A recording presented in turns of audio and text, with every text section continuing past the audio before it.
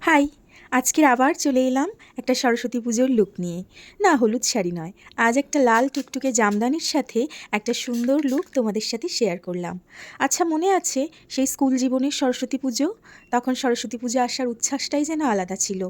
প্রত্যেক বছর আলমারি থেকে মায়ের একটা করে শাড়ি বের করে সেটাকে একা একা পরার চেষ্টা। অবশেষে ধৈর্য হারিয়ে চেষ্টা বিফলে গেলে সে আবার মায়ের কাছে গিয়েই আবদার করা শাড়ি পরার জন্য। তখন ছিল না এত জাঁকজমক, এত ফাউন্ডেশন কিংবা ব্লাশ, এত মেকআপের বহর না থাকলেও আবেগ কিন্তু ছিল পরিপূর্ণ। সেজে গুজে বান্ধবীদের সাথে স্কুলে গিয়ে সরস্বতী পুজোর অঞ্জলি দেওয়া এবং খাওয়া দাওয়া, সেসব দিন মনে পড়লেই মনটা আনন্দে যেন ভরে ওঠে। এখন তো আবার সরস্বতী পুজো নাকি বাঙালিদের ভ্যালেন্টাইন ডে। ছোট থেকে বড় সবাই এখন নিজের মনের মানুষকে নিয়ে সেই দিনটায় ব্যস্ত। ঘোরাঘুরি, প্রেম, খাওয়া দাওয়া, সিনেমা দেখা, আরও কত কী। সে ৯০ দশকের সরস্বতী পুজো হোক বা এখনকার সরস্বতী পুজো, সরস্বতী পুজো মানেই আবেগ।